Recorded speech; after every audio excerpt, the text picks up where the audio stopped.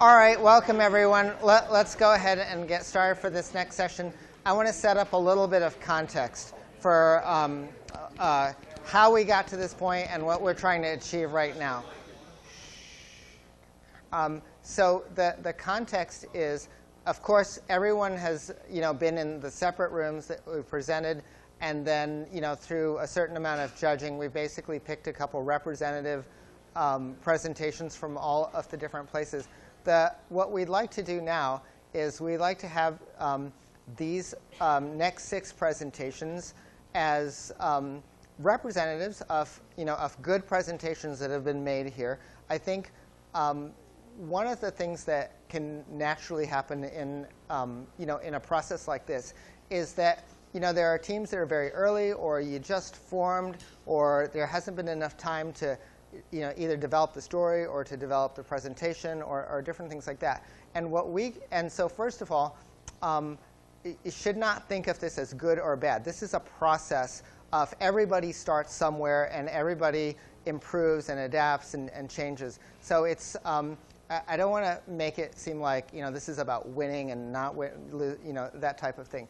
But what we'd like to do here is let's take a look at these 6, and let's use this as a learning opportunity. So as we see it, I think a little bit of your feedback after this about what's good in this presentation or what could be improved. It's kind of like, imagine you're all doctors, and there's like one doctor talking about a patient almost, and and like what could we all do to effectively make this case a better case. And out of this discussion, the ideas that you get that could make it more inspiring or what you could do in that presentation, take those ideas back for all of your presentations. It's more about, can we all learn from good examples? I'd rather us think about it that way than us thinking about this last part as like a competition against each other. All right. So with that set up, I'd like to bring up the first of the, I'm going to just call it the representative presentations. And I think what you get is 5 minutes, and we'll have a little discussion after that, and then we'll go to the next one. OK? But for what it's worth, even though it's a representative, congratulations. Hi, guys. My name is Megan Mokri. This is my co-founder, Lee Mokri, and we're with I'm fine. I'm fine. No. So every day in the U.S., on an average weeknight, there's 63 million commuters living in the suburbs. By 4 p.m., 81% of them have no idea what they're eating for dinner that night. So that poses a problem. Who are these people? They're dual income families, high earners, long days at work, long commutes home. That's us. This is actually my husband. That's our daughter, Isla. We face this problem on a daily basis. 5 o'clock rolls around, what's for dinner? So we went out and we spoke with other suburban families. Is this really a problem? We spoke to 150 different families, and this is what we found. They want convenient, affordable, and healthy takeout options, which don't exist today. Because in the current climate in the suburbs, you've got your traditional takeout of burgers and pizza and Chinese takeout, really poor options when this is what you're looking for. And that's where we come in. 180 Eats offers simple, healthy meals to go to suburban commuters. We do this in a unique way through a hub and spoke model, where the hub is a centrally located commercial kitchen, and the spokes are small footprint retail locations located in key commuter corridors. We also have a simplified menu with 2 meal options that change every day and rotate with the seasons. This all leads to low overhead. And we know that our customers value convenience almost over everything else. So through a seamless online website experience and mobile checkout experience, we offer just a few clicks to check out with your meal each day. And you're probably asking yourself, why now? And we answer that question by seeing an inflection point where more than ever, there's an emphasis on mobile technology that adds convenience. There's a focus on healthy eating and sourcing food from local, sustainable purveyors. So people are starting to think locally. So when we look at the market size, like I said earlier, we're targeting those suburban commuters. And in the United States, those commuters and their families represent a market of 160 million individuals.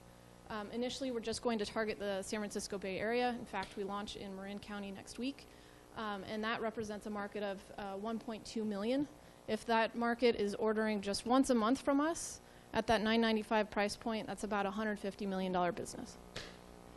And in terms of the team, Lee and myself have over 20 years experience in sales, marketing, and product development. We've recently onboarded the executive chef who spent 7 years in Google San Francisco. We have a past track record of starting our own businesses. We recently merged our online furniture marketplace with a larger company in the space. And our advisors are leaders in the area of food, from everything from restaurants to purveyors of local meats. So I'd open it up to questions. Hi. Just curious, how are you guys different from Spoon Rocket? I mean, other than the delivering to your doorstep part. Yeah, so Spoon Rocket, I use Spoon Rocket on a regular basis because I'm at Haas. They have no plans to come to a place like Marin County because the population is not dense enough to support a delivery model. And Muntry's in Marin County, but you have to order by 3:30. And as we saw at 4 o'clock, 81% of us have no idea what we're having for dinner that night. So it requires some forethought. So we're aiming to be like the candy bar in the grocery store aisle, a just-in-time meal for people who need it in the framework of a suburb. Okay. How do you reach your target market?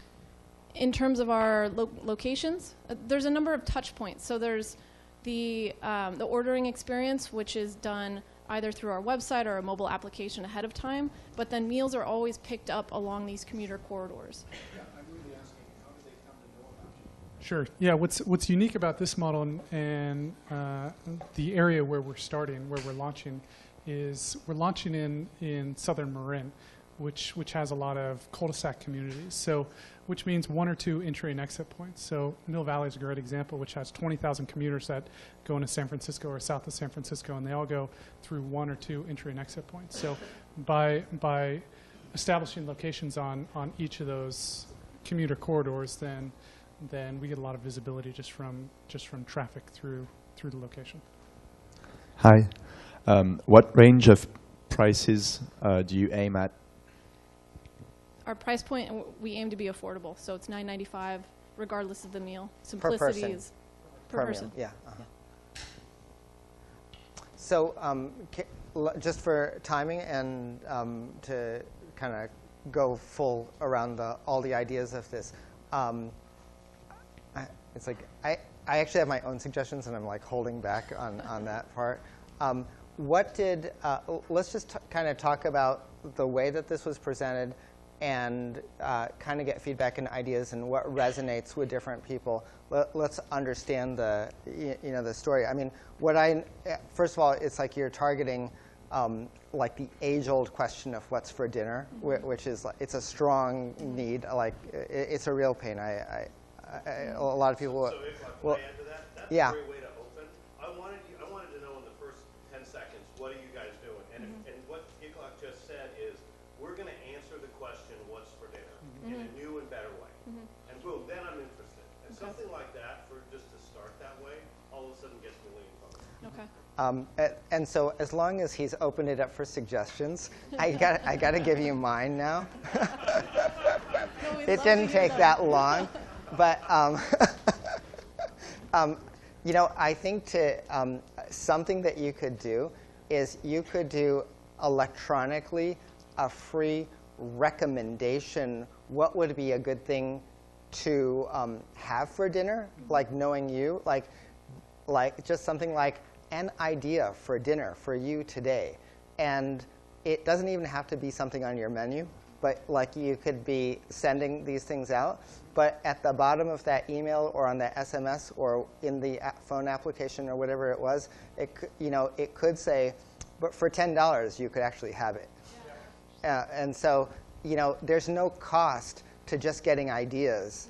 And that, and so that's the lowest, the easiest barrier is that you just sign up with your email address only because you want to get recommendations, and then you can quickly jump from a recommendation to a purchase. Yeah, sorry, I'm not supposed to be doing this. Okay. I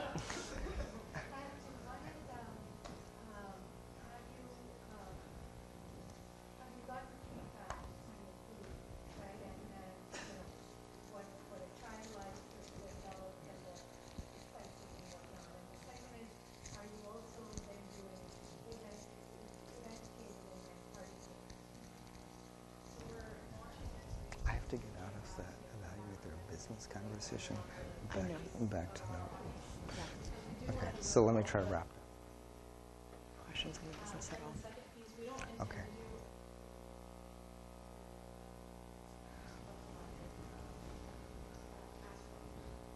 Okay. Victoria, are we allowed to offer super quick, like 2 things we like, 2 things we'd suggest as a presentation, or do we not want to do that? No, that's actually what we want. And I think on the next one, it won't be question and answer. It'll be questions, it would just be clarifying. Reread, Yeah. But don't answer them from the stage kind of thing. Right, yeah. So what are your 2? All right. I love that you personalized it, because I was wondering, I saw your last name, like, okay, brother, sister, husband, wife, what is it? And you got that early. I thought that was great. This is our problem, because that tells the story about why you guys are the right ones to solve it. I also thought that when you put the last slide up there, that gave you guys more credibility than a lot of the other stuff. I would pull, it depends when you want to do it, but for your sake, with what you have as your team and your background, I'd pull that forward a little bit to say why we're the right people to solve this problem. The last thing is the last slide when you're answering questions. I love a slide that has 3 or 5 points that you just leave up there as opposed to thank you or our team that says, why us? Yeah.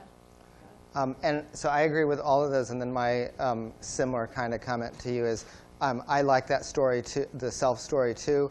I like the fact that you had data in there, like what you had a slide on what people thought and so forth. And otherwise, it's good. It's a very clear thing. Can you guys hear us when we're talking the other way? Yeah. Okay, great. Okay. Jeff, you got comments? I didn't get how you can scale this. How easily can this be scaled? How many chefs from Google are going to be willing to go to Dallas or Houston or? Right. Don't need to answer. Are you a delivery service or a pickup service? Pick up. So you don't deliver. Yeah, that wasn't clear, so that's good. Yeah, that's a good point. South Marin, so put me in Oh, the okay, list. great. Okay. All right, time out. Yep, next team out. I guess while the next team's setting up, if good, just leave it up there. First, I would like to show you what my bathroom looked like. This is my bathroom. I spent over $2,000 on skincare products every year. But I shouldn't be the one to blame because there are over 200 brands carried on Safari website. And there's no easy way, even though I doing my research and reading blogs and Facebook and that, and there's no easy way for me to figure out which product works better on my skin.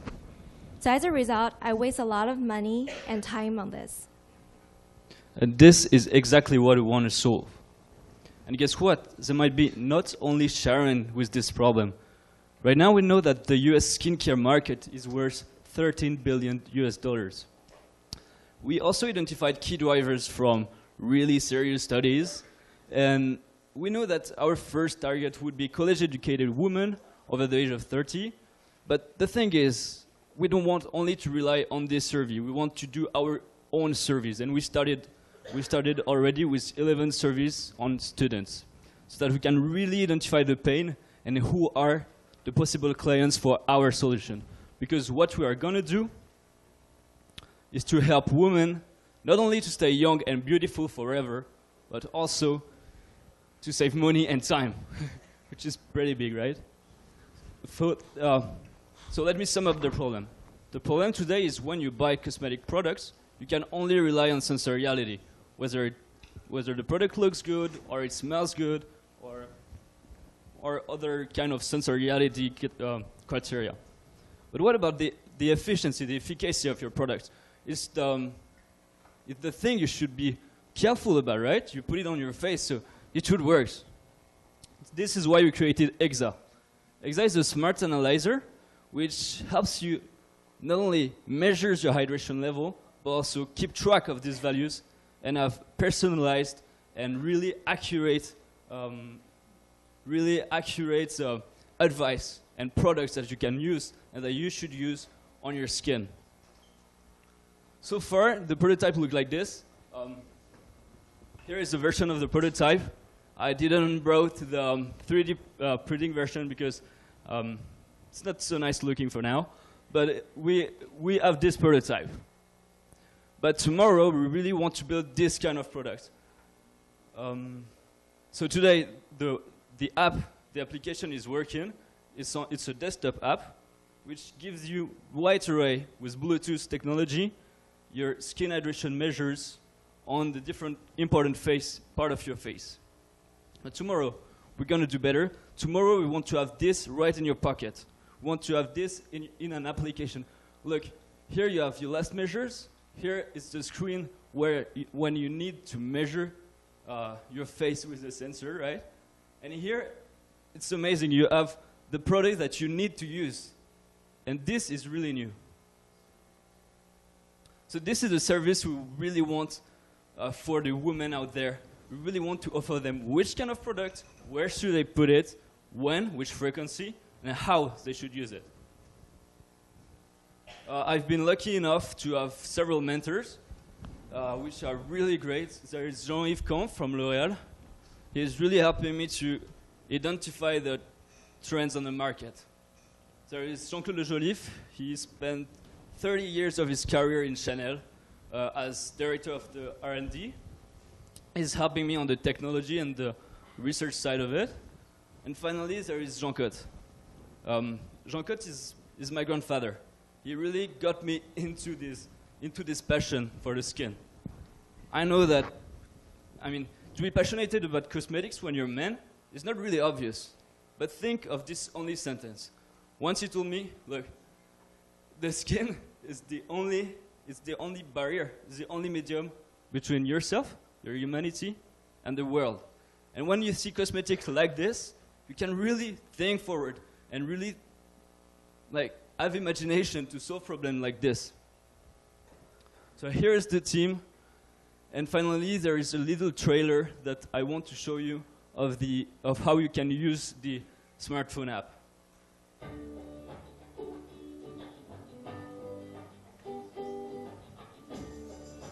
So when you've got the EXA right in your range, it's going to show up here, eventually. Yeah, it's connected. So it means that you've got your product right next to you. So you can consult your last measures, but you can also start measuring your new measures. So this is the part being interesting, because we want the forehead, left cheek, under the eye, and the symmetrics, because they are the most important part of your face. And right after that, you will see the analytics that you can have from this, but not only the analytics like most wearables. We really want to push concrete action, really to help the consumers. So here is the analytics, and you can track your measures, and afterwards you will see the products you should use and how you should use it. Here it is. It's still in French, but okay. This was Whiskin. Thank you.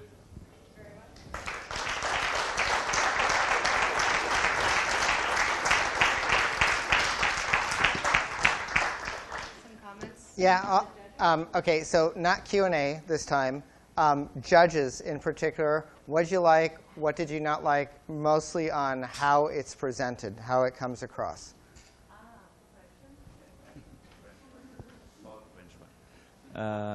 Yeah, I love the presentation. I love the idea too. And no question you said. So in fact, you didn't talk about go-to-market strategy and all this kind of thing, which I think are really important for this kind of market. It's not a question. It will be maybe later.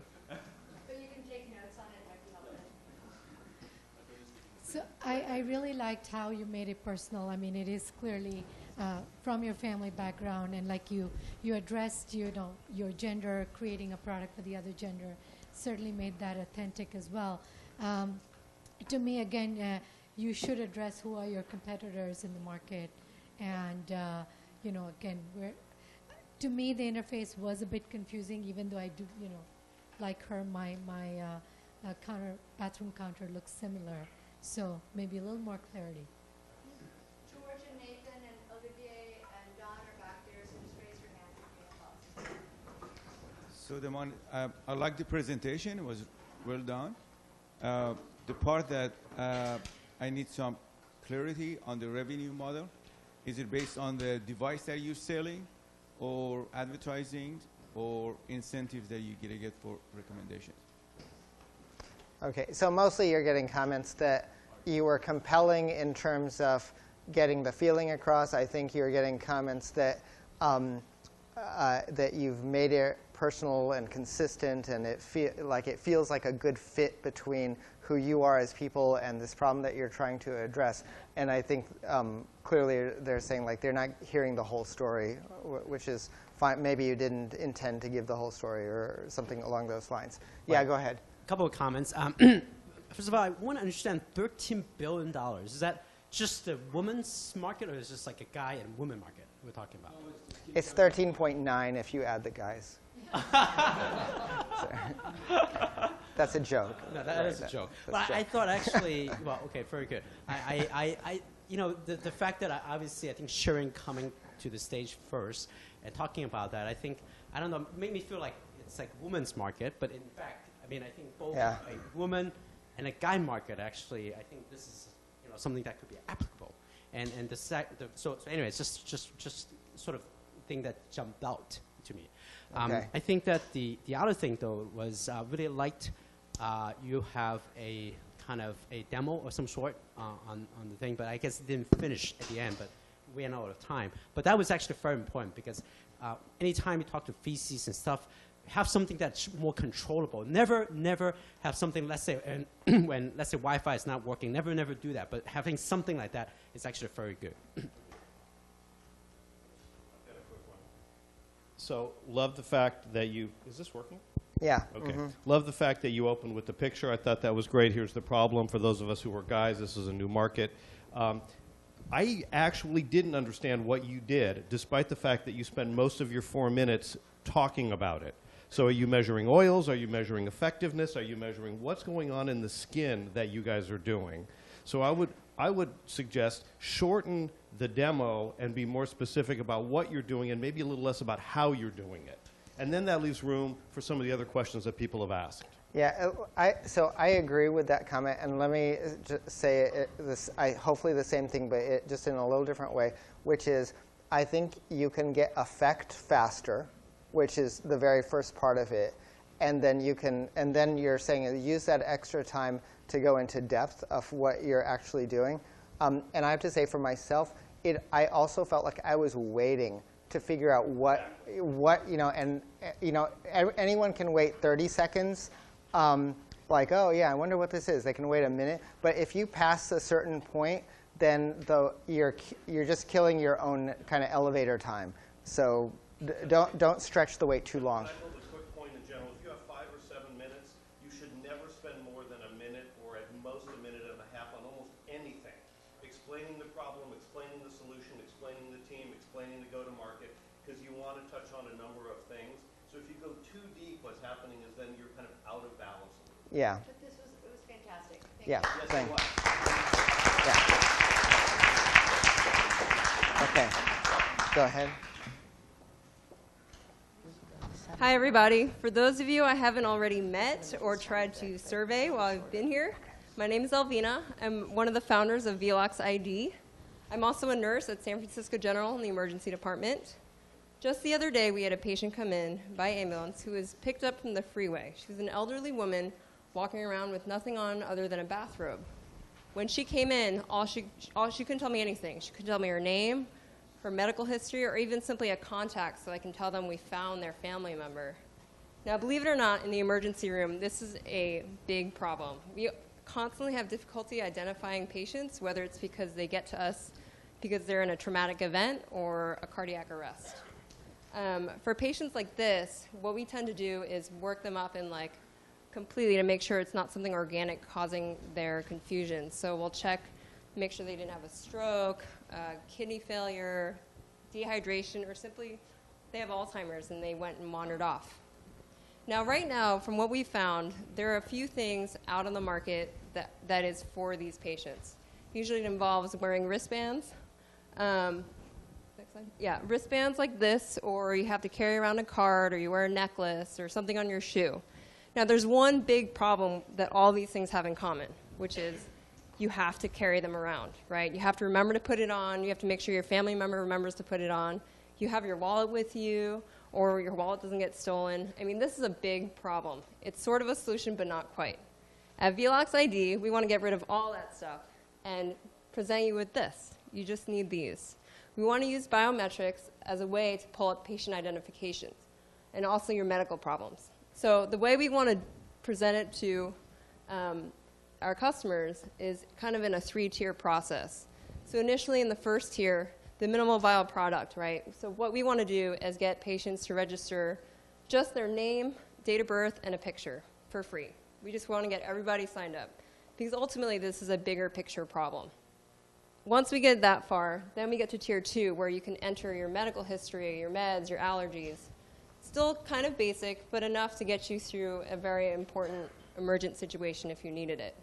The last tier, which, you know, tier 1 and 2, we would charge an added fee for the service. The second tier would be be a way to incorporate all your different medical records so that, you know, you're not going to one doctor for an EKG. Then you have to go to a surgeon and make sure that they have your EKG. But oh wait, I went to this doctor 2 weeks ago and they told me to start this medication, which nobody told you about. So this is kind of our approach to addressing a bigger problem.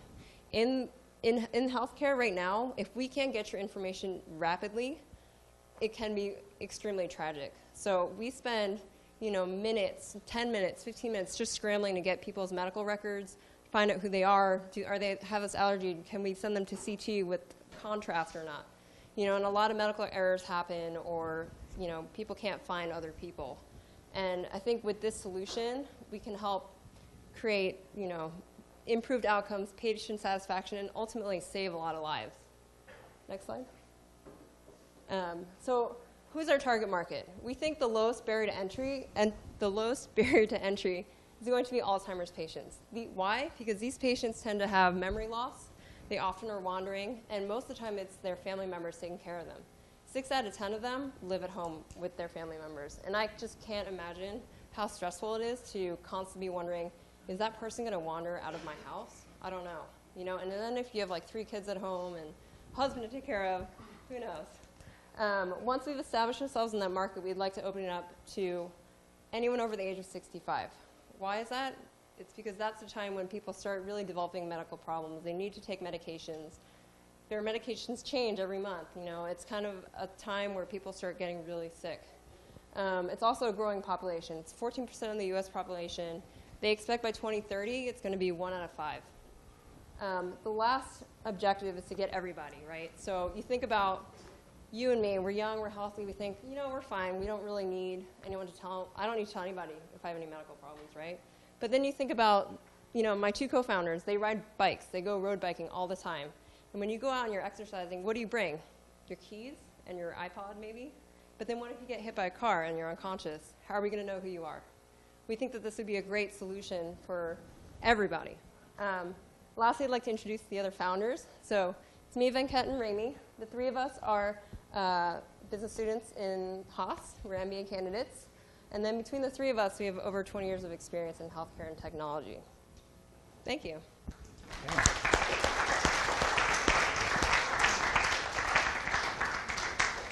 All right, judges, and actually anyone, we'll open it up. But we're looking for what you liked and what you would change about the way that the story comes across.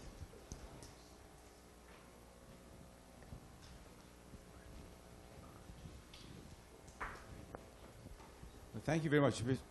It's definitely a big pain point. And since I'm in that segment of the market myself, and I see some of the challenges that I'm facing that I'd like to relay with you. I'm sure you already thought about it. It's the HIPAA compliance, number one. And number two is, how do you get patients to actually sign up? What is your mean of reaching out to the patient population? Can I answer? No. Thanks for that restraint. So I love that you are in the field. It's made it much, very authentic, connected the story really well, because you deal with it day to day, not that, not that you've never faced it. So I really like that. One of my first reactions is that there are a lot of companies out there that do biofeedback. So what makes you different? You want to think about how do you make your product a difference than anybody else who can get your favorite database behind you? Okay. Can I please answer? Ron, will you talk in the microphone? So my question was that there's a lot of companies that do biometric feedback from fingerprints, and so what makes your company different about taking a fingerprint, building a database behind it, from any other company out there that does a fingerprint and also builds a database behind it? So just on that point, right? A lot of people are quite sophisticated, especially investors, and the point is really kind of about what the competitive landscape is. I mean, essentially. I mean, in really, you shouldn't assume. I think investors, and perhaps that would probably be helpful to investors, especially to assure them that, well, you guys are truly unique and that very differentiated. Before you do another comment, so let me just try to summarize what's happening in this conversation. So what you said earlier was, in a few minutes, the pain comes across as very clear. The connection to yourself comes across as clear. And again, these are lessons for everybody. That when you can get those kind of ideas across, it's a really good thing. And then what I hear you saying is that the actual solution, the validity of it, and the comparison to what else is available, that part of the message is not as transparent. And I know you only have 5 minutes to do it, and so forth. But that's kind of where the breakdown seems to be, right? We get it. You're well connected, and it's a real problem. I think they agree with you on that. And then it's just takes longer to understand, and how quickly could that be communicated? Great. Okay. Thank you.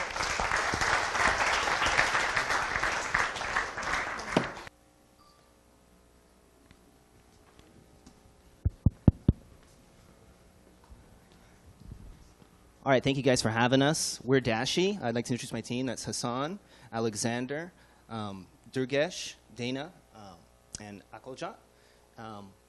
We have various skill sets representing the business schools in Europe. We have cultural experience in 3 different continents, 4 different markets, computer science.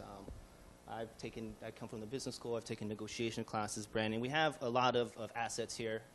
I won't go into that because I'd like to tell you more about what we're doing. My name's Mike, and a couple days ago I went to pay my electrical bill online. Had to log into the account. Couldn't remember my password. Every variation I did didn't work. I eventually got locked out. So I was like, okay, I'll just reset my password. It's simple enough. They wanted my mother's maiden name. And I don't know if I put it in there wrong or if they messed something up, but every iteration I put of it, every iteration of her married name, of my name, nothing seemed to work. It took me about 45 minutes just to pay this one bill online. It's supposed to be easy. You go and pay your bill online. And what I realized is there's a lot of this going on with all the different websites, all the different technologies we have to go to. There's so many different passwords we have to know, and they're constantly asking us to change it. Things need to be updated. Apps on our phone need to be open and closed. And really, there's just a lot of digital noise going on there. There's a lot of clutter. And in reality, technology is not really working for us the way it should be. It should be making our lives easier, and it's actually this World Wide Web seems to be a web that gets us stuck. And I figured there had to be a way to actually make this smartphone smart and work for me and make my technology work for me. And talking with my co-founders here, I realized that they have this same problem, and I'm sure many of you have the same problem. And the solution is not too hard, but I don't think anyone's doing it correctly. What we need to do is have a simple tool that aggregates all the data that's important to us, puts it in an easy-to-find place, easily displayable. That way we can get on with our day, clear the digital clutter, and get back to the stuff we need to do so that we're not like this guy, but only with 2 arms. So we think we have a really cool idea with that, and I'm going to let Hassan talk a little bit more about the technical details. Thanks, Mike. So with that, our solution is a dashboard of sorts to help people save time and reduce digital clutter by centralizing all the information that's important to you in one place. With that, we have a mock-up that our wonderful CTO, Alex, has done for us. And if you take a look at the UI of this, we want to aggregate every single vertical you may have. Look at your health, your fitness, the Internet of Things with your home, your car, look at your money, look at music, weather, whatever you may need as your personal dashboard, and add that into one simplified place to access all that information. So you log into one place for everything you need. Broken down, just to come over here, one great feature that we'd like to have is the plus button. And not only is that a way to add more tools and more applications, but a way for us to crowdsource what we want. We want to listen to our users. We want to crowdsource from our market to actually figure out what type of services they might want, whether it's Bank of America or a Tesla dashboard onto our application. Now, our target market, we looked at 2.5 billion people that are using the internet right now, or actually as of last night. And that number is growing every single second that we sit here. Now, taking the 2.5 billion internet users, assuming that 1 billion of them have some sort of online presence, a digital account, something they maintain, taking half of that and assuming that they have some sort of, they're active at least once a week, and even half of that, we come up with 0.25 billion people as our target market. Taking the customer lifetime value for this is $10 per person, we've come up with a market cap of $2.5 billion of potential earnings for this application. Now, breaking down two separate ways, the cost and the potential revenue, I'd like to highlight two specific things for our costs. One is information security. We know your information is private to you, and if it gets into the wrong hands, that could be detrimental to your whole life. So we want to invest a lot of the initial funds that we're asking for into making sure that security is top-notch and to make sure every single piece of data you put in there is secured. Another part is the market research. We'd really like to focus into what our customers want and what the market's looking for to aggregate all of these verticals for you. Potential revenue streams, and highlighting two of them, we'd like to look at partnerships. So jumping on the bandwagon of Internet of Things, looking at Nest, Tesla, Samsung, and partnering with these companies to basically take APIs and offer that information into our dashboard. And even in retailers to figure out how many points you may have for your frequent flyer miles, or Kohl's, or what's the big one, IKEA in Sweden. Next one, please. So that concludes our prepared remarks. I'd just like to close by saying we haven't had too much time to go out into the market, but each of us, each day after this boot camp, have been going home, asking our friends, asking our family what they think about this, and the response we've gotten is overwhelmingly positive. There are a few people who are concerned about privacy issues, but that's why we're going to spend a lot in security. And so we welcome any feedback and any questions you may have. Thank you. And just to add for what Mike was saying, we also had market research for the extreme opposite. People who said that they would never use this, they'd never want their information on a site like this, especially if we'd be using it to market to them or do some sort of advertising. So those models we have to look at and to carefully look at the market that would want this, because we think that's extremely larger than the market that would not, especially when more devices are coming out and more information about us as individuals are being captured. Okay.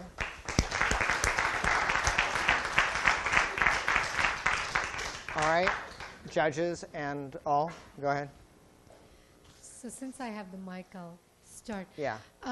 You know, I really honestly didn't understand what your minimum viable product, what you were pitching. First, I thought, is it a secure wallet?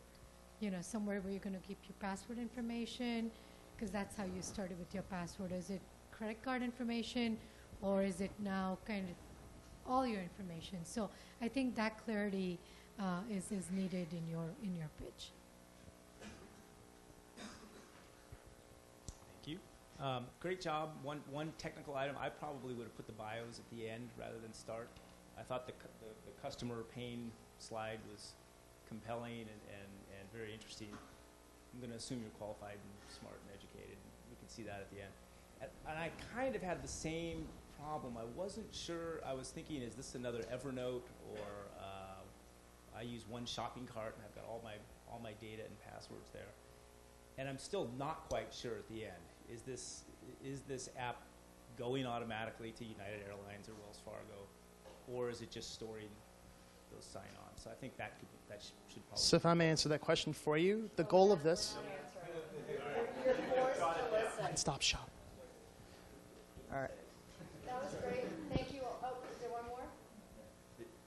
Same kind of thing for me. So I understand the pain point, that's really clear, and we have all this kind of pain point.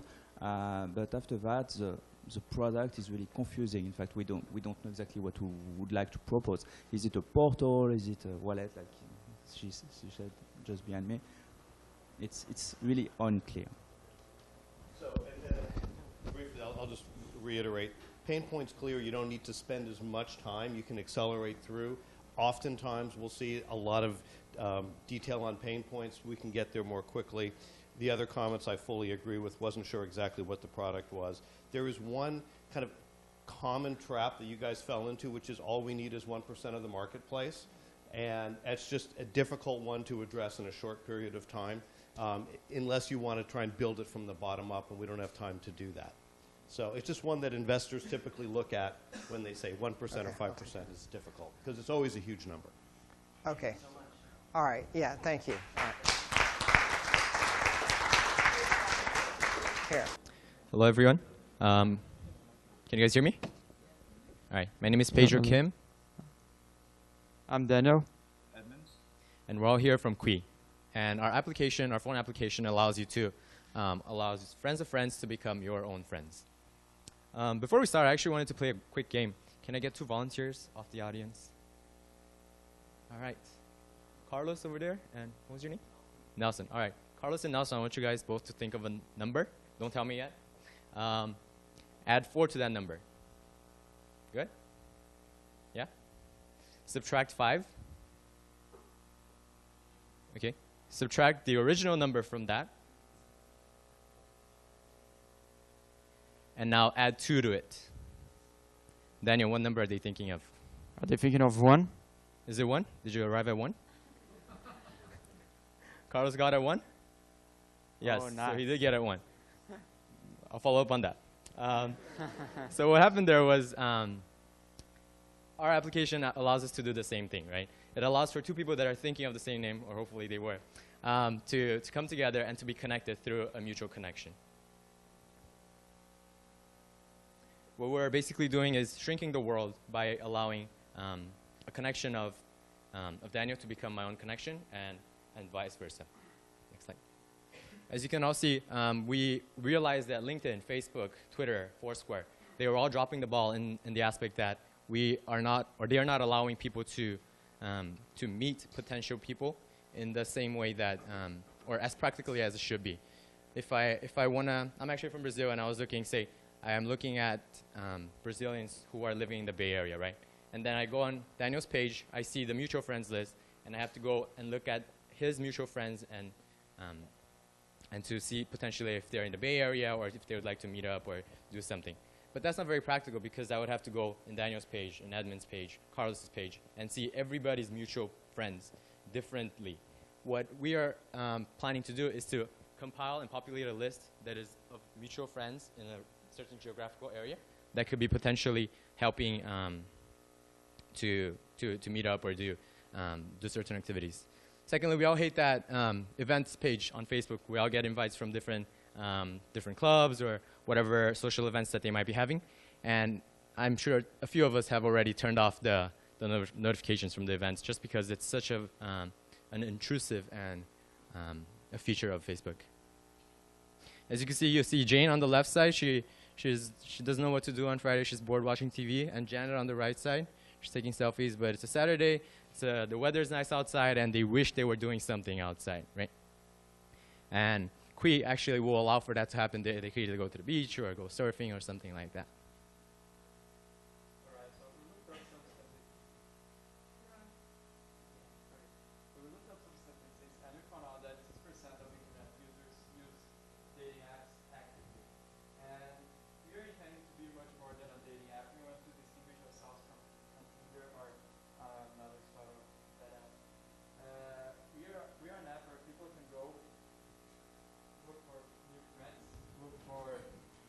Professional co-workers, they can look for anyone they want. Like, they're friends. So it's not complete strangers. It's always someone you'll have a referral to. So our target is to reach 10% of internet users by the end of 2015. Our initial target is to reach markets in Brazil, South Korea, and the US, because those are the countries where we are from, our team, and we have connection to people there, to event producers, our friends. We have friends all over there, and we have connections to companies, and we are planning so we could reach as many as 25 million users by 2050.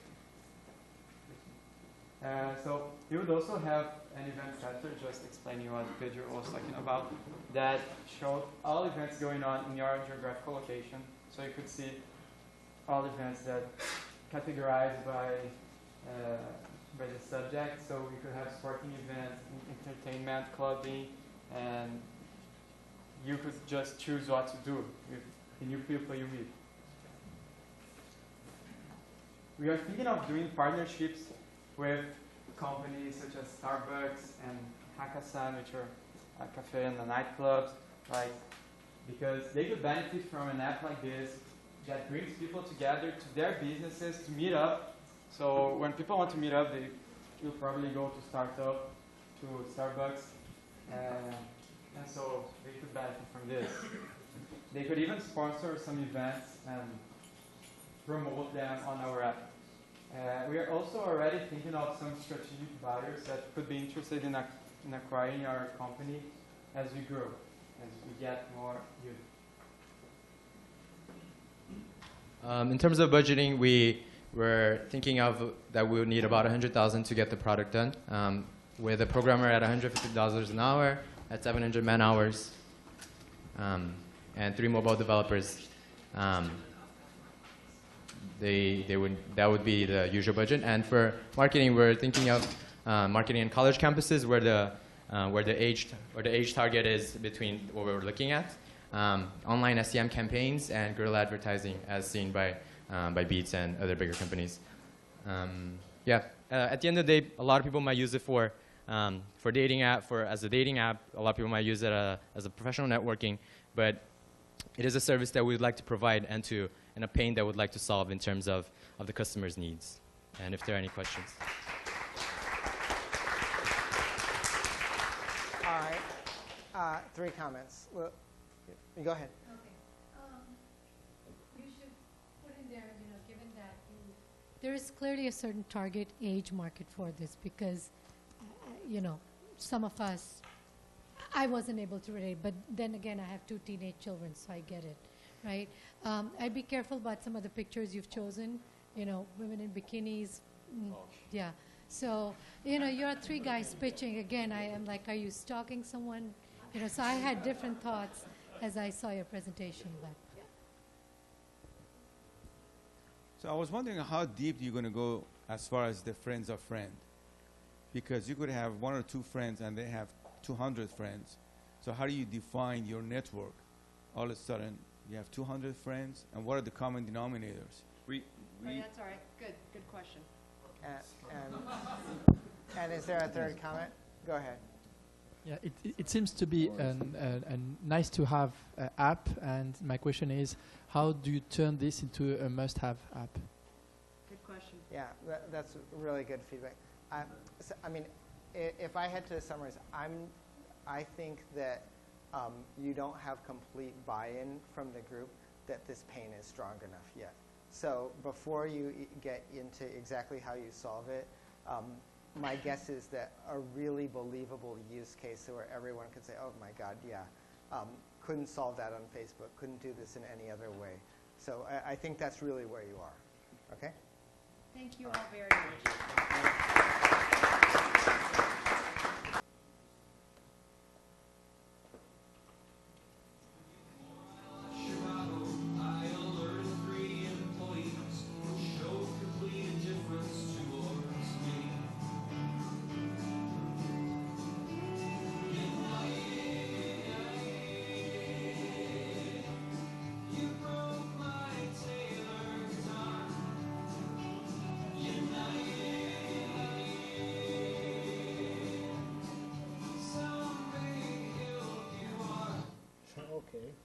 Hello to everyone. He is David Carroll. He's a singer, and he had a bad experience with United. United broke his guitar. And yeah, the bottom line was that he posted a song in YouTube, and United lost a client, but it costed $180 million. Huge amount of money. So there is a failure, and there is not attendance by the company. So after a failure, what can happen? We may complain, we may post a comment online in our social network, or probably both. As an example, we contact companies 7 times a year in a telecom company. Okay? So this is a huge business. The cost of a bad service in the States is $84 billion. But most interestingly,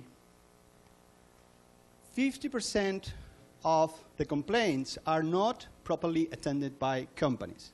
And why is it? Because complaints and interactions are complex. So from whole meaning, we provide a solution for handling with those problems. So anytime you try to read a complaint, it's a hard thing. At least 3 things happens in your brain. You have to understand words, but then you have to understand grammar, how the words relate, but then you have to understand the context, what the words mean for each problem, with each channel, with the jargon, the language, whatever. So these things that happens in your mind behind are occurring in a call center with a lot of people, receiving millions of complaints per minute, you know, and they get it wrong 1 or 3 times. They are not able to classify what is the correct thing that the people is complaining about. So we tried to figure out how to solve this problem, and we were able to develop an MVP product that was able to integrate these 3 things in a software. So we do natural language processing, artificial intelligence, and we were able to read complaints, but also surveys, any kind of unstructured data from 4 verticals: banks, telecoms, healthcare companies, airlines, with amazingly good results. After 6 months of piloting this with one of the main banks back in Chile, they give us very good feedback. 50% of the complaints will disappear by only tackling the root cause analysis of these issues. So we start to build a company there. We launched it 1 year and 2 months later, ago, and we have been growing very fast. So what's next for us now? Go. Despite their other players like Semantria or Internalytics, we have proven with our customers that we have a better product. We are faster, we are more accurate, and we have a solution out of the box.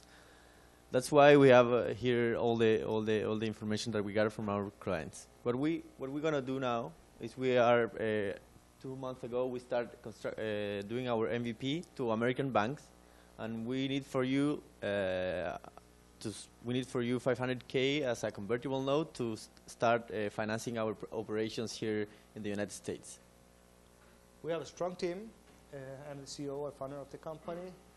We have all the development part in Chile, but we have also hired very senior people here in the US to help us tackling this market.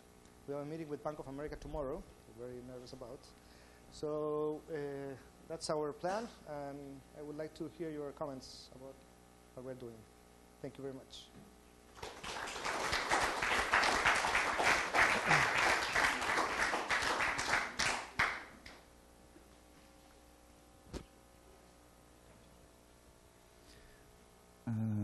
Yeah, so I understand the pain point. It was clear. You don't talk at all about competition. I think it's really important to cover this topic.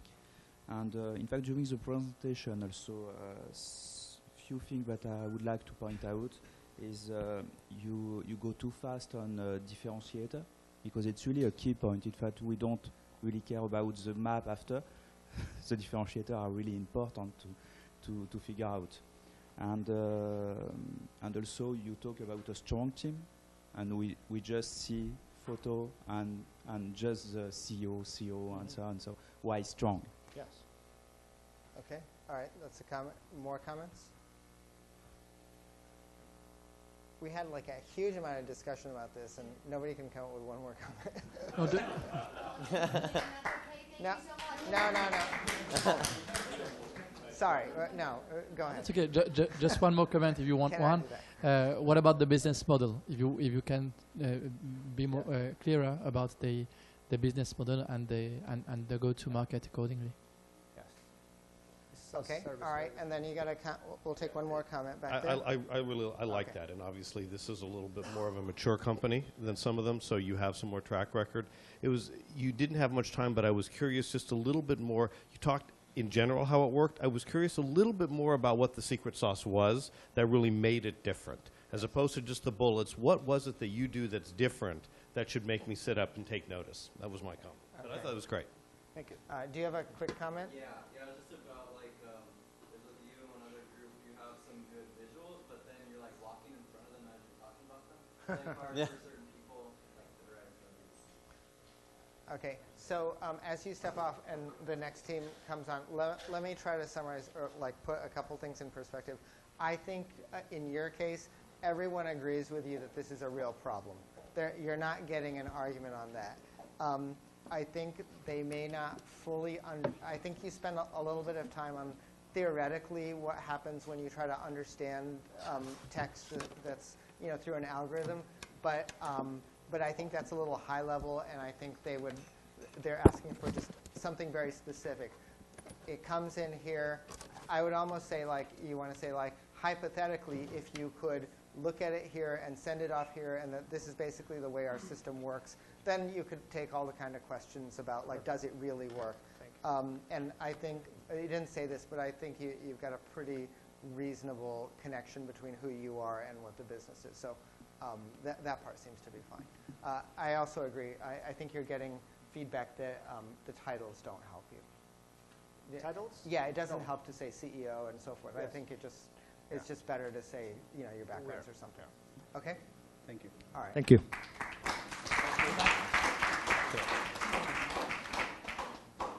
Power of who? Power of You. Hello. Hi, everyone. My name is Keshav Malani, co-founder of Power of You. We're going to kick things off today with a short video. Post you share, you tweet 100 different facets of who you are, spread across the web, creating an industry worth over $150 billion. Guess what?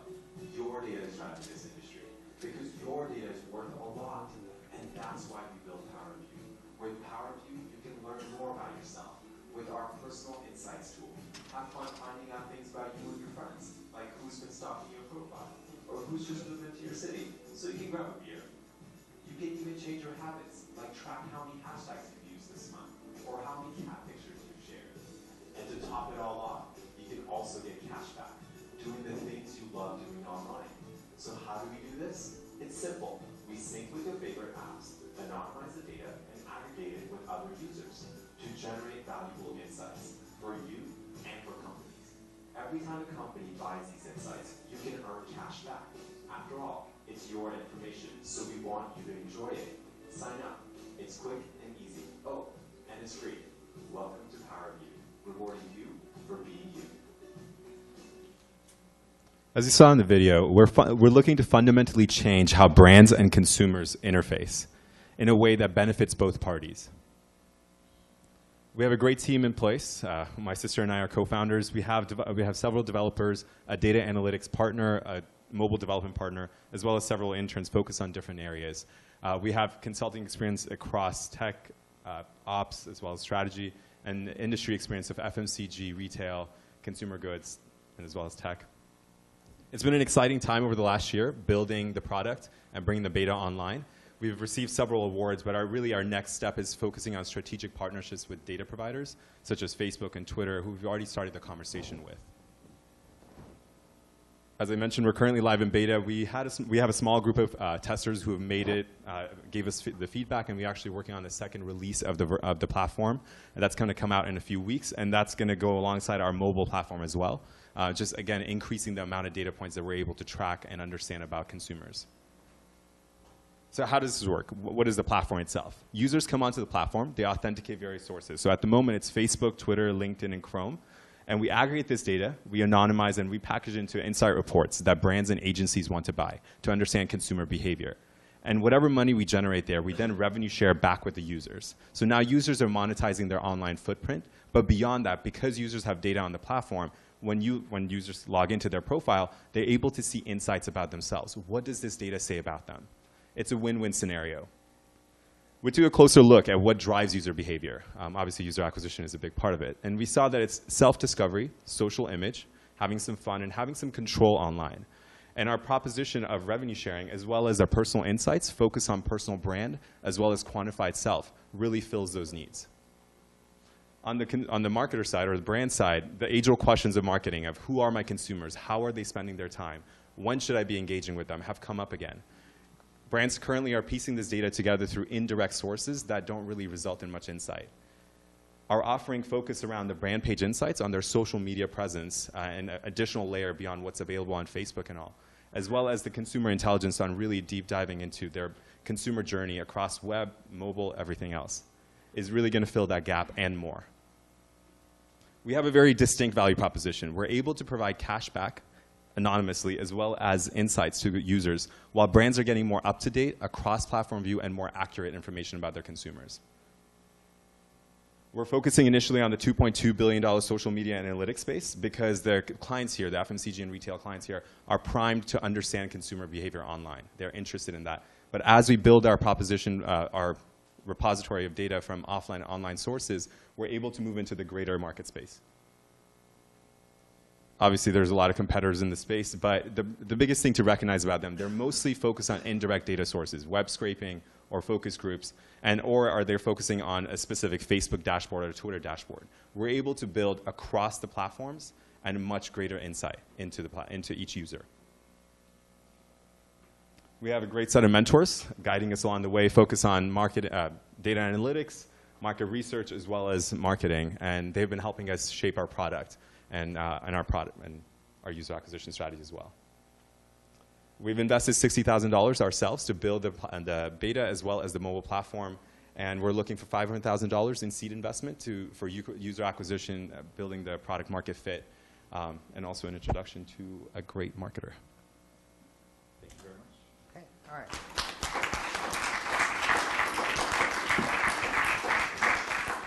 All right, 3 points, feedback.